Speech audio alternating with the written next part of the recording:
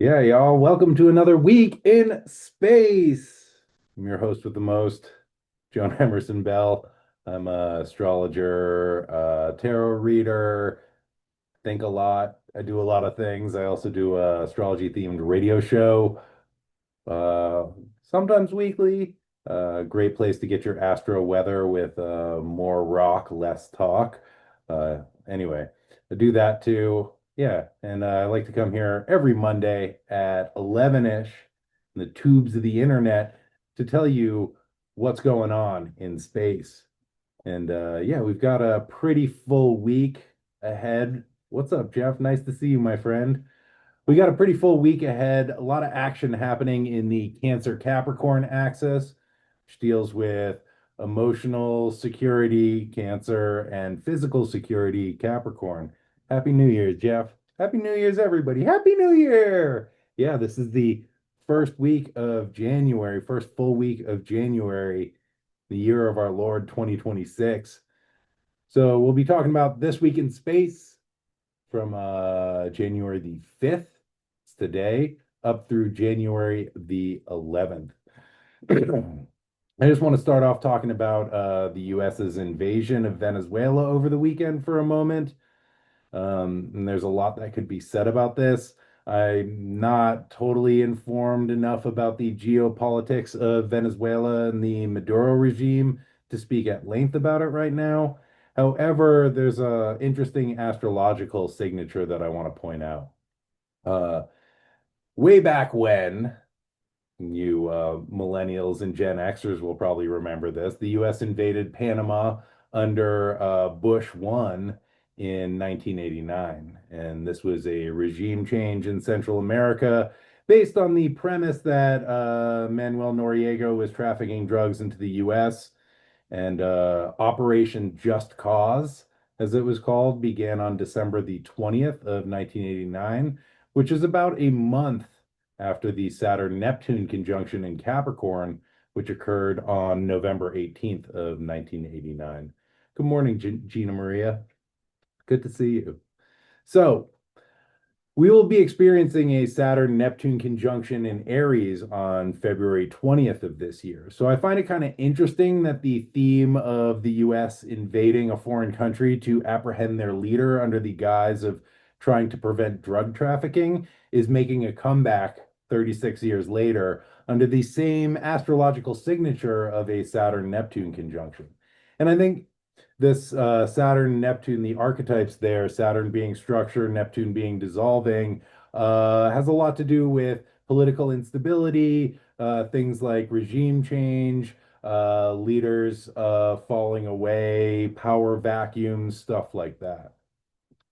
Also, I believe it was 1954, which was the Saturn Neptune conjunction previous to the 89 one.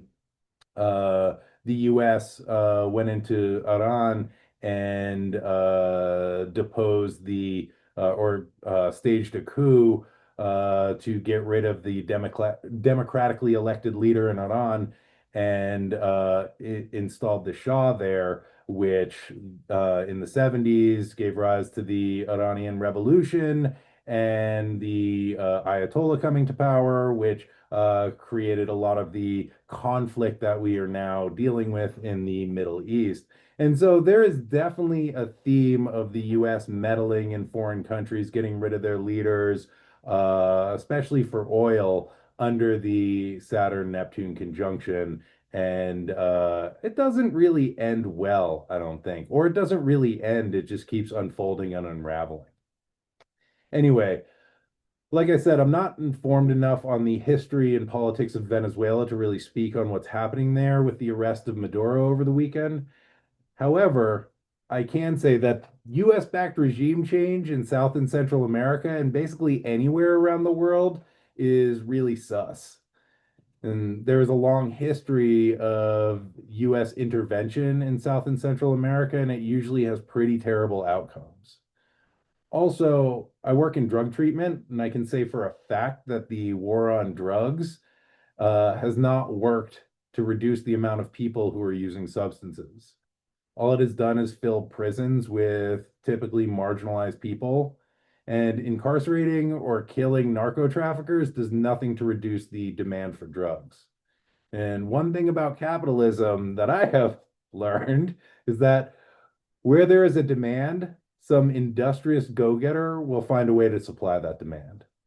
And I feel like the causes of addiction and substance use are nuanced and many faceted. And I think it has a lot to do with people feeling isolated and cut off from meaningful connection with the natural world, with each other, and with ourselves. I think it also has to do with feelings of hopelessness and of being trapped in situations and systems that are uncaring and oppressive. And none of these issues are being addressed by the current administration, who is using drugs as a weak excuse to invade a foreign country to gain access to their oil reserves and their natural resources. And the folks who are dealing with substance use disorder are being used as pawns to kind of legitimize spending tax dollars to invade a foreign country. And this administration is obviously not interested in actually supporting people with substance use disorder, nor addressing any of the root causes for why people feel compelled to use drugs in the first place. And I think this whole thing is pretty gross. Um, and yeah, Gina Maria saying that Trump is also saber rattling about invading Cuba, Greenland, a bunch of other places, which is also pretty terrifying. Um, anyway, getting into the astrology of the week, come down off my soapbox just a little bit. So Tuesday, January the 6th, we have Venus in Capricorn conjunct the Sun in Capricorn at 16 degrees and 22 arc minutes. We will also have Mars conjunct the Sun a little later in the week. And whenever a planet conjuncts the Sun, it marks the end of an old cycle and the beginning of a new one. This is like a planetary hard reset where the patterns and accumulated wisdom that a planet has acquired in its movement through the sky, our psyches and our lives, are offered up as an offering into the heart of the sun. Here in the sacred fire in the center of the sun, a new seed is planted, a new vision is incubated, a new path is charted. And as the planet separates from the sun, a new cycle begins, and that vision begins to find its form in the world. This week, we have both Venus and Mars forming conjunctions with the sun. This week, both of these planets will be ending old cycles as well as planting the seeds for the next cycles that will soon be born. And so let's talk about Venus first, because this is happening on Tuesday. Venus conjuncts the sun about once a year. The last time Venus was conjunct the sun was on March 22nd of 2025. So you might want to think back what was going on there. This occurred when Venus was retrograde at 2 degrees of Aries. And now Venus is direct and they are making their superior conjunction to the sun, meaning that the sun is between us and Venus from our perspective. This marks the end of an old cycle that began back in March of 2025. And interestingly enough, during Venus's retrograde conjunction in March, Neptune and the North Node were in the same places that Neptune and Saturn are occupying now in Pisces. So there may be some echoes from those placements as well. So Venus conjunct the Sun is a realignment of Venus and Venusian themes. Venus deals with relationship and our relational lives. Also, they also govern love, how we love, who we love, what we love, as well as aesthetics, what we find beautiful and what we find ugly. They are also the ways that we seek out and create beauty in our lives. Venus is a planet of values, which tells us what we value and what our core values are. We learn this through what we are attracted to and what we are kind of repelled or repulsed by.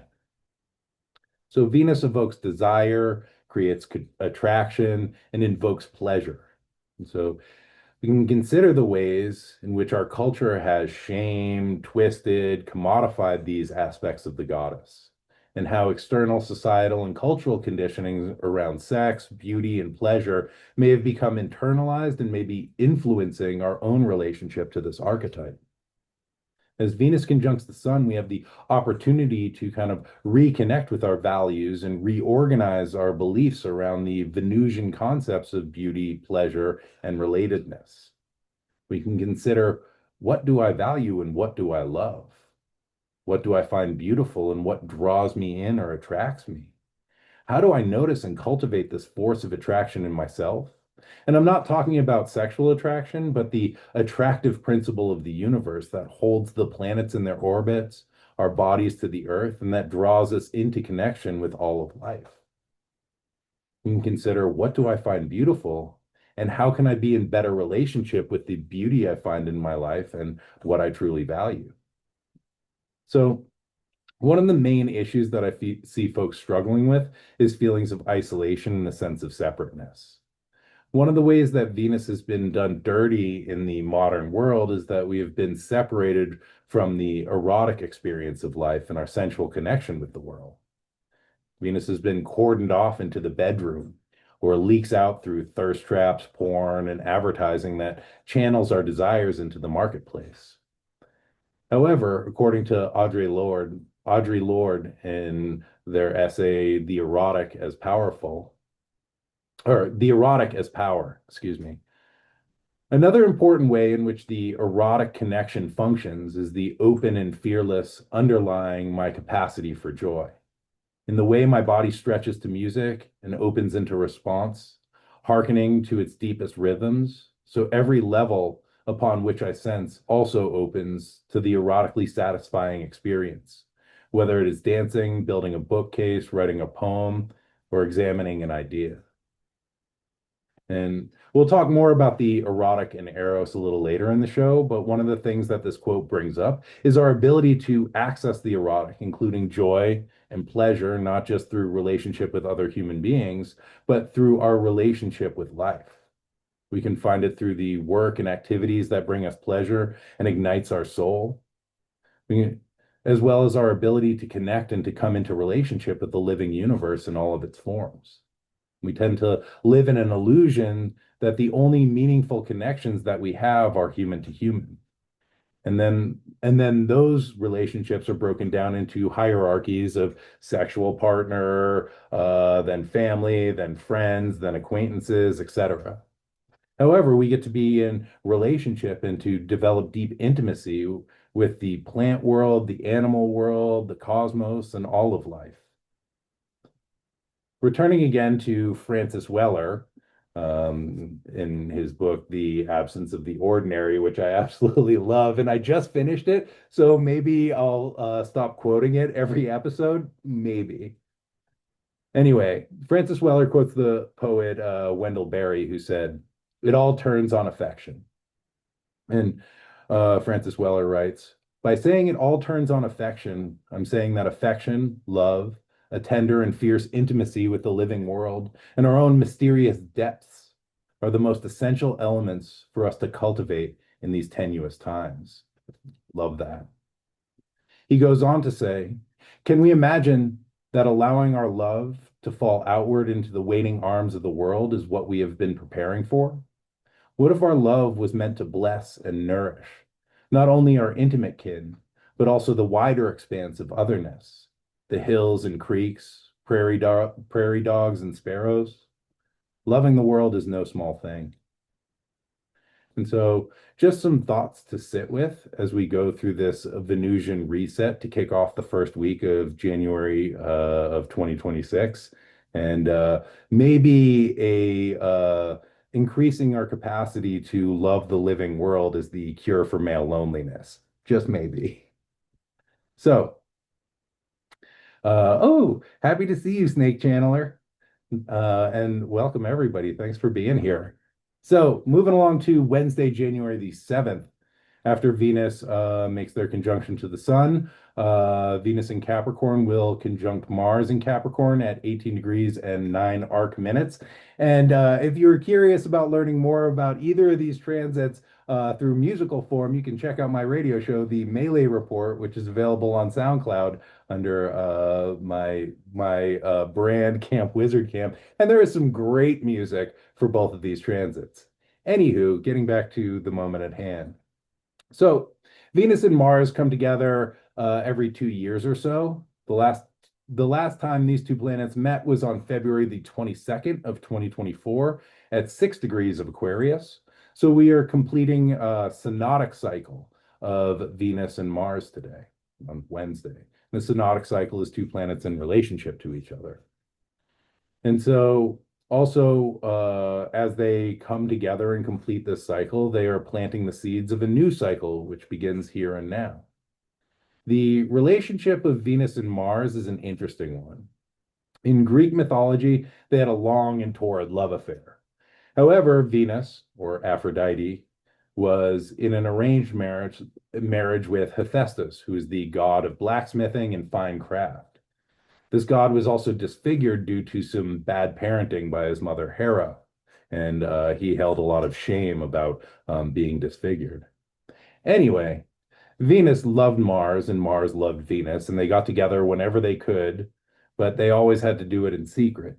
And they could never marry or express their love openly because Venus or Aphrodite was married. And one time they are making love out in a field during the day, loving life, having a great time, and they are seen by Helios, the sun god, who runs and narks them out to Hephaestus, who's pretty pissed off. And so Hephaestus forges an unbreakable net that is as fine as spider silk, and he sets a trap for Aphrodite and Ares, or Venus and Mars in the Roman. So the next time they are hooking up, he traps them in this unbreakable and invisible net. And then he calls all the gods in to witness them and shame them. So there is this interesting component of Venus and Mars coming together involving shame and things that are hidden, secret, and kept from the eyes of the sun. Venus deals with pleasure and desire. Mars deals with action and appetite and force. And there can be shame around wanting what we want or acting on our desires or fulfilling our appetites for pleasure or leaning into our passions. And all of these feelings may come up during this transit. We may notice some cultural conditioning around our desires or going after what we want. We may feel like these urges or desires need to be hidden from the sun or cannot operate during our normal daytime lives. And maybe it's true. Both Mars and Venus are of the night sect. They are nighttime planets, and they operate much better in the dark and in the shadows. And indeed, passion for all things functions much better by candlelight than it does by sunlight. But our relationship with passion, desire, pleasure, frustration, and action are all things to consider as this synodic cycle closes and begins anew. The relationship between Venus and Mars is a really potent one. Venus tells Mars what she wants. Mars hunts it down and drags it back. And then Venus teaches Mars how to enjoy it. And I think this is a very important component of the relationship because it's not just about, oh, that's what I want and going and getting it. It's actually taking pleasure in it and receiving joy from the experience of what we want. So in mythology, Venus and Mars had a bunch of kids together, one of which, according to some myths, was Eros, or Cupid, the little guy with the wings and the bow and arrow, which is where we get the term erotic, is from Eros. This is the force of love, desire, and attraction and creativity, as well as our need for connection. Eros is what brings things together and holds them in their orbit to one another. It is also the feeling of joy, passion, and excitement we get from being in relation to what we love, and the sense of aliveness that we experience through creativity and connection. So as Venus and Mars come together in the sky, they give birth to Eros, this vital force that drives the passion and breathes life into our existence. Returning again to Audre Lorde's essay on the erotic, this is one reason why the erotic is so feared and so often relegated to the bedroom alone when it is recognized at all. For once we begin to feel deeply all the aspects of our lives, we begin to demand from ourselves and from life pursuits that they feel in accordance with the joy which we know ourselves to be capable of. Our erotic knowledge empowers us. becomes a lens through which we scrutinize all aspects of our existence, forcing us to evaluate those aspects honestly in terms of their relative meaning within our lives. And this is a grave responsibility, projected from within each of us, not to settle for the convenient, the shoddy, the conventionally expected, nor the merely safe.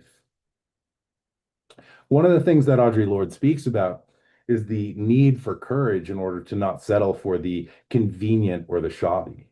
And courage is Mars's department. Having the courage to follow passions and desires and joy that Venus and Eros reveal to us, and not to just settle for what is safe or acceptable. And so there are other stories about Eros's parentage as well. Hesiod says that Eros was a primordial being who was born from chaos.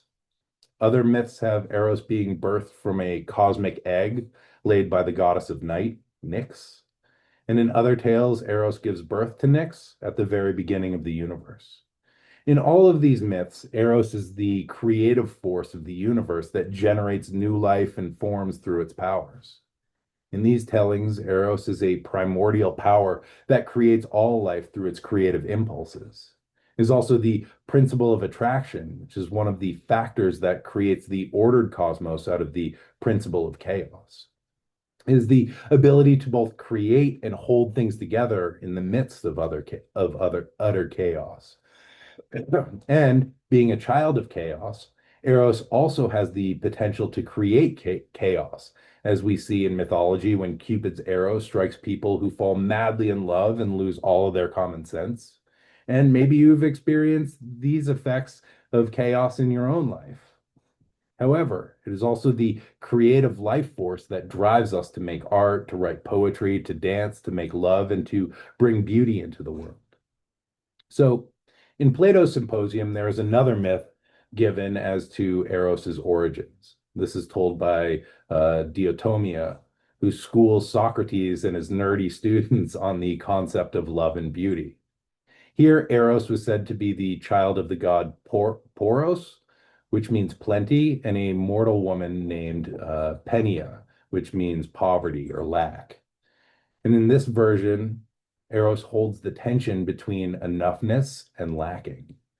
And according to Jungian analyst Alexandra Fijek, in her essay Rehabilitation of Eros, Eros has no end. Eros is and always has been here. And Eros is neither mortal nor immortal, but rather something between the two, something that holds the tension while keeping them in relation. Eros blurs that precise line between self and other, between teacher and student, between you and me. Eros affects the soul by opening into the limitless, encouraging risk, rewarding vulnerability, and accepting that we are not in control of some of the essential human matters whose origins lie outside of us. Eros invites life in the passive as well as the active voice, neither manifests in binaries nor seeks closure. From Eros, we accept the wound from an arrow that has chosen us.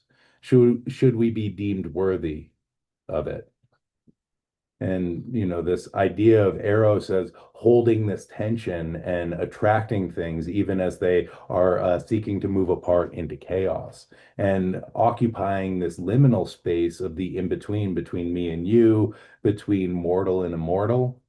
And again, as Mars and Venus come together, I think that these ideas of this secret third thing that holds the tension and that is a creative force that can create new life is really born here. So something to consider as we move through the week, which moves us to Friday, January the 9th. We have the Sun in Capricorn, conjunct Mars in Capricorn at 19 degrees and 12 arc minutes. So this is another cycle closing. The last time Mars was conjunct the Sun was November 17th of 2023 at 25 degrees of Scorpio. And so we are getting a lot of endings and new beginnings in the first week of this year, which I think is kind of fitting.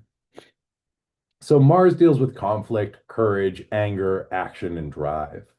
Mars's anger points us to what is most vital and important to us. And they show us what we are willing to have the courage to stand up and fight for. Mars is a blade. It cuts that cuts away the cords that hold us to the past and cuts a fat path forward into the future. As Mars enters into the heart of the sun, their armor and weapons are melted down and forged anew. And we can think about this as kind of a re-equipping for the fight that lies ahead. So we can consider what are the tools or armaments that we may need to show up, that we may need in order to show up for what's being asked of us. What might need to be sacrificed in the realm of action, anger, and conflict to allow us to move forward, feeling a little lighter and perhaps better prepared for whatever struggles lay ahead. Mars is also the god of war, and this hard reset of the warrior archetype comes right at the time that the US is invading a foreign nation and kidnapping their leader in order to extract resources. And as Mars moves into the heart of the sun, this is an opportunity to connect with the warrior archetype in the self and to consider the characteristics of that archetype for ourselves and on our personal lives. Archetypal psychologist James Hillman has this essay called War, Arms, Rams, Mars, which I think is maybe the best title for an essay ever. And it's a pretty excellent bit of writing on the archetype of Mars. Anyway, in it, he writes, unlike the Roman Republic, where Jupiter and Mars could rule together, our republic pretends to have no god of war, not even a department of war. This repression, rather than ritualization of Mars, leaves us exposed to the return of the repressed, as rude, eruptive violence, as indulgent military expenditure, as rigid reaction formations disguised as peace negotiations, and a paranoid defense against delusional enemies. So I think it's like pretty spot on. And while things are a bit different now than perhaps they were when Hellman was writing that in 1987. Maybe they're not so different. And there's still several things that really hit in that quote. Most importantly, the return of the repressed. Mars is an archetypal principle that lives in our world and in our psyches, and unless we find ways of connecting with that energy and honoring it through ritual and symbolic practice, it will come out sideways and erupt into violence. And while we may have little control over how world leaders choose to direct the martial forces of their military might, we can access, honor, and work with Mars in our own lives. It is the rituals that we engage in to honor our relationship with Mars that form a temple to the god of war, so it doesn't run amok and wreak havoc in our lives or in our world. So as Mars enters the heart of the sun, we can engage in a ritual of purification of the warrior archetype, returning home from battle. In traditional cultures, this was an incredibly important process where soldiers were purified through ritual practice before they were allowed to re-enter society. This process allowed the returning soldier to process the trauma they had experienced in battle and to discharge any residual rage they may be carrying with them so it didn't leak out into normal civilian society. So during the reset of the Mars cycle, we can consider the ways we can engage in these rituals for ourselves. How can we purify our anger and discharge our frustrations? Can we sacrifice our need for vengeance and retribution in order to move forward with a bit more clarity? Where can we access and cultivate courage in our lives? And how can we use that courage to stand up and fight for what is right? In order to confront the powers of greed and colonization that seek to terrorize the world and run roughshod over this good earth, how can we purify our desire in the altar of the fire of the sun so that we can be in right action moving forward? And I want to close this section with a quote from a post by the brilliant author and activist, Adrienne Maree Brown, who also has a really fire meme game. If you're not familiar with their work, you should follow them on Instagram because they got some good memes up in there. Anyway, Adrienne Marie Brown um, posted this. I read it last night and was inspired, so I wanted to share it with you all. They say, I'm trying to understand right action, not all its ins and outs of Nigeria, Venezuela, Iran, Epstein, PR. We pursue faddish expertise when we are scared and don't know what to do, and when we don't trust our relationships or even have the connections to point us towards tangible solidarity. If I don't know much about a place, I remind myself that there are humans in life there and feel for what humans in life always need: sun, water, rest, nourishment, space to care for each other without fear, room to love and become. I'm leaning into relationships and seeking the most meaningful actions to combat this ever escalating campaign of divide and overwhelm. While we witness tantrum leadership, while we witness these cowards deploying destruction, anytime accountability or maturity is required, we move with care and connection. We move with love. And I think this brilliantly sums up the lessons that Mars is learning this week as they move from Venus into the heart of the sun. And I think we have a lot to consider around how to be in right action and how to cultivate the courage in ourselves to be able to act from a place of connection and love in order to stand up and protect what we value and care about. So that moves us along to Friday, January the 9th. We have Venus in Capricorn opposing Jupiter. It's retrograde in Capricorn. This is occurring at 20, Jupiter, who's retrograde in Cancer. Excuse me. This is occurring at 20 degrees and 11 arc minutes of these cardinal signs. So Jupiter and Venus, both benefics. Benefics are always benefic. So there can be some ease and some joy after these kind of intense conjunctions that we've been experiencing in Capricorn. And this transit can bring with it a lot of joy and or some overindulgence. Venus really likes nice things, sensual pleasure, good food, fun fabrics, luxury items, beautiful art and music, nice smells, all the good stuff in life. Jupiter makes things bigger and seeks to expand the pleasure that Venus is experiencing. Jupiter will say, hey, if one of these is good, then four of these should feel even better. And so, whenever Jupiter's involved, knowing our limits is important. And this sort of overindulgence can quickly lead to issues like overspending or drinking too much or generally biting off more than we can chew. So, something to practice during this transit is a sense of gratitude for what we have, for what's working, and for what feels right, instead of chasing after something that isn't present in the hopes that it will fill a void or soothe a feeling of lack. Jupiter gives us the ability to expand our awareness and our sense of presence, which can help us to hold whatever arises. And this allows us to deepen our appreciation for what is happening in the moment, to find the joy and beauty in the here and now, instead of craving for something more or bigger or different.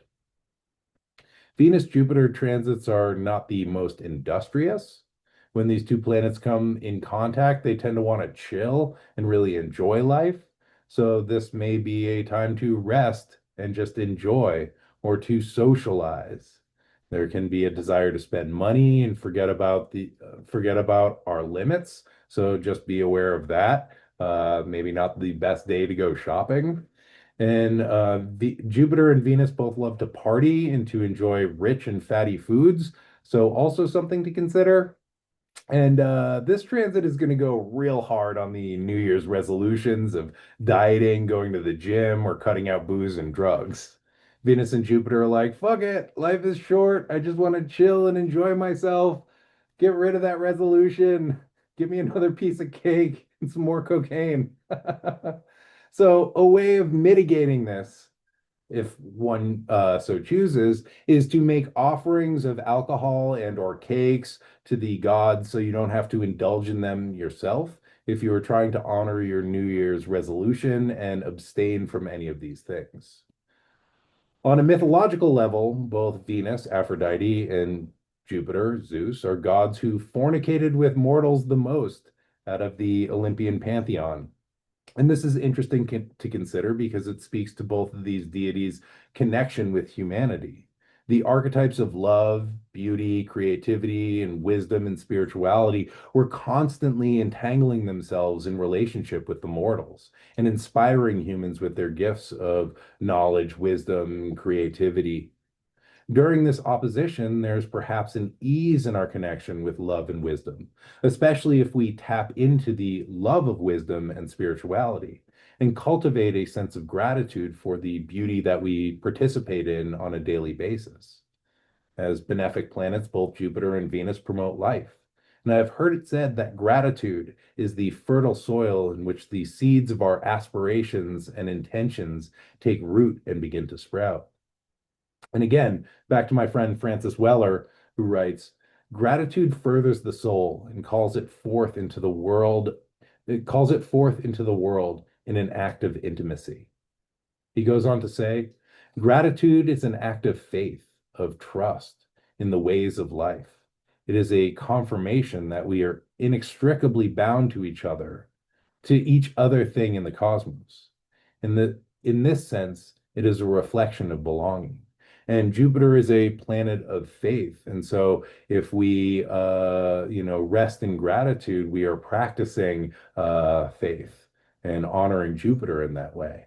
And with Jupiter in exaltation in the moon sign of Cancer, this idea of belonging is up right now.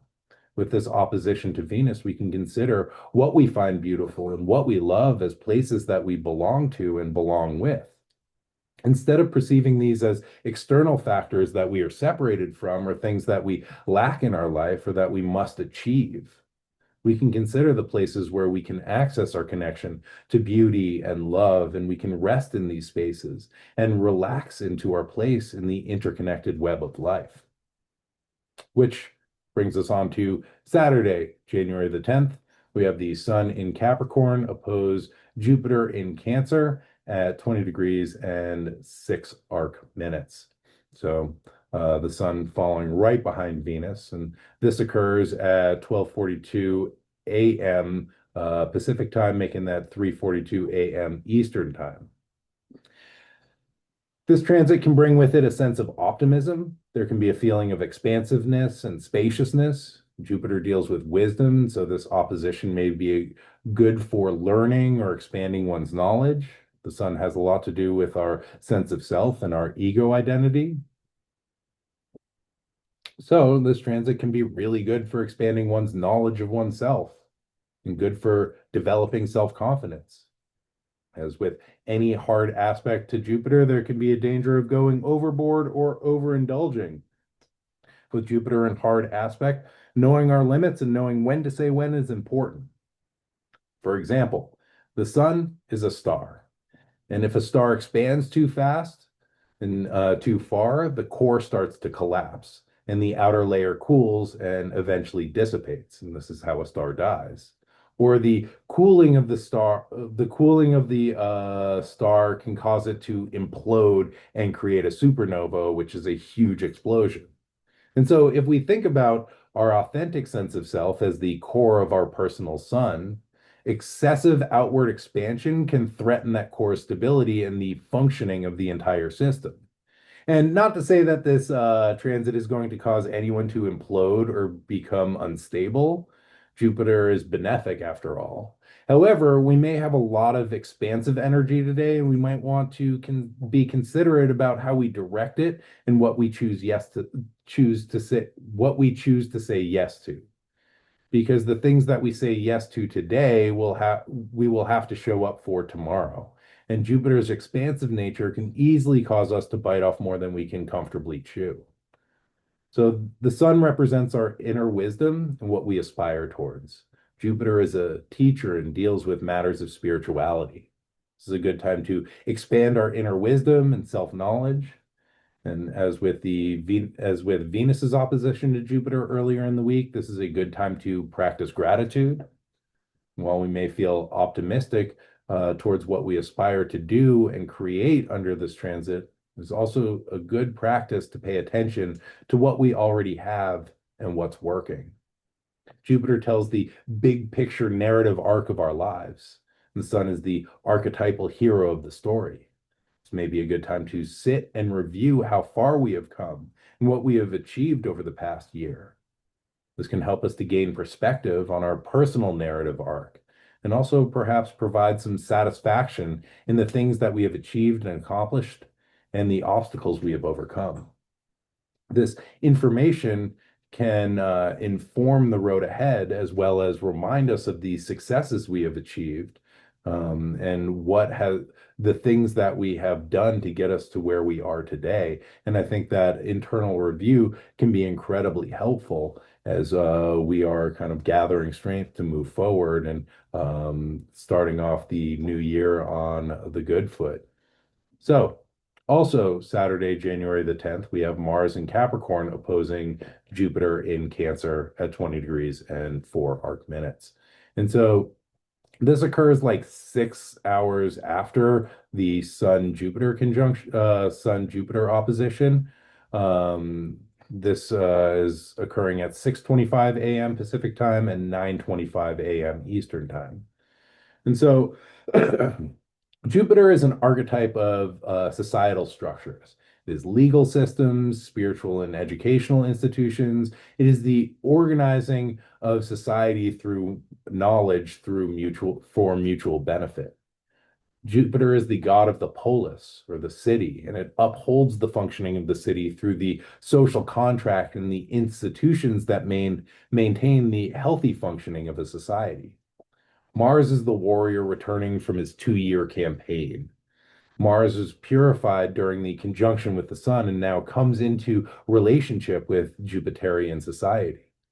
However, Mars in Roman culture never really lived in the city. Mars was the god of the fields and the wilds. And Mars's children, soldiers, were not allowed to live in Roman cities until the reign of Julius Caesar, which was much later. So with this opposition, we get a tension between the civilized and the wild. How do these two aspects of our psyche inform us? How do we mediate these parts of ourselves? The wild one versus the civilized human? Can these two parts of ourselves coexist? And if so, what is their relationship to each other? Are they in balance or are they at odds? And this is like the relationship of Gilgamesh, the king, and Enkidu, the wild man, in the Epic of Gilgamesh. The civilized king and the wild man who are at odds in battle with each other, only to become best friends and work together to overcome the giant Mbaba and the bull of heaven in the epic. So this transit asks us to hold both of these archetypal energies and find ways to reconcile them within ourselves. So with this transit, we may feel an increase in our energy levels. The trick is to channel that energy in conscious ways in the service of our big picture goals. If we are not conscious of how we are using or directing our energy, it might come out as impulsivity, which Mars loves, or even be overbearing to others. And again, watch out for overestimating your capacity and biting off more than you can chew. Mars can be a daredevil, just like his old man. So keep your head and arms inside the mixer at all times. And just watch out for taking dumb risks and overexerting yourself. This transit can either be a recipe for burnout or for success, depending on how we work with our energy levels and recognize our limitations. If we know ourselves, what we are capable of and what our limits are, we can work really skillfully towards the bigger picture goals we are trying to achieve. And great. I think I have time for one more transit. This brings us to Sunday, January the 11th. Venus in Capricorn squaring Chiron in Aries, which is occurring at 22 degrees and 38 arc minutes of these cardinal signs. So this transit pits Venus, the planet of love, beauty, and relationships, in a tense relationship with Chiron, who is connected with core wounds and our ability to heal ourselves through learning to be with our wounds.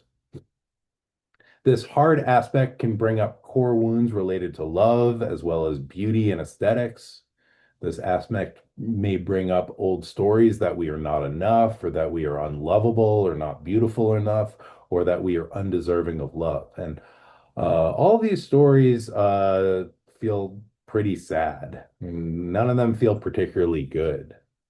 As Venus is coming off their conjunction with Mars, which may have brought us into deeper relationship with Eros, desire, and the longing for connection and pleasure. Now Venus moves into this hard aspect with Chiron. We may experience feelings of shame connected with our desires and the spark of Eros that was ignited by the Venus-Mars conjunction. And we want to think about if we can continue to kindle that spark of Eros while holding space for the old stories that create feelings of shame around our feelings of pleasure and passion. Perhaps we can ask ourselves if these are actually our stories, or is it a myth or a spell handed down from puritanical ancestors to try and repress the powerful creative force that Eros carries? During this transit, we can try to be with the wound that Chiron reveals and to extend the love and compassion that we would to a friend or a lover to those painful parts of ourselves. When we make space for the wound, it slowly reveals the medicine that it needs to heal and that can help heal others in our communities and our circles of connection. And returning once again to Francis Weller, he says, how we approach our wounds largely determines whether we are able to recognize the medicine latent in the wound. If we approach with judgments and contempt, there will be no revelation about medicine. And he goes on to say, we discover how our places of pain, trauma, shame, and suffering were the vessels within which our medicine was given shape. This is a profound soul move, an alchemical move that places our shames and traumas and betrayals within the vessel for slow transmutation into medicine. The invitation from this transit is to hold that vessel for transmuting the wound into medicine with love and kindness for yourself and those parts of you that feel unloved or unlovable. The alchemical process is a slow one, and it probably won't be completed over the weekend, but you may get to know yourself a little better and what you need to be able to care for these parts that Chiron squaring Venus activates. And as this wound reveals itself, it creates a trailhead into deeper healing work, which which in the end may provide medicine that helps you to love yourself, other beings, and the entire world more fiercely and freely. And with that, my friends, I will wrap it up and bid you adieu. And yeah, Snake Channel are saying best not to be hungover when Chiron comes a knocking. Yeah, if we can resource ourselves when we are dealing with the more challenging transits, we are probably better positioned to be able to navigate them skillfully. However, we are sort of at the whims of the archetypal forces, and so we might be partying with the oppositions to Jupiter from the Sun, Mars, and Venus, and waking up Sunday morning feeling pretty haggard, and that hangover or haggardness the night after the party may give us access to some of these deeper emotional pains that we have been trying to cover up with overindulgence. And so, if we can be with them and learn to sit with them, maybe that helps us to find the path towards healing. Have a good one, Snake Channeler. And have a good one, everybody out there. That's all the astro weather that is fit to print. Thank you so much for tuning in. Again, my name is Joan Emerson Bell. I am a tarot reader, astrologer, mental health counselor. You can find me on Instagram at Blind Stallion Space Wizard. I put this show on the YouTube every week. You can find that under Camp Wizard Camp or This Week in Space. It also comes out as a podcast under This Week in Space with 3 exclamation points, not to be confused with This Week in Space with 0 exclamation points. And yeah, I also do a astrology themed radio show called the Melee Report that comes out on SoundCloud. under Camp Wizard Camp. I just put out an episode for the Cancer full moon, which talks about some of the transits that we addressed in this week's episode.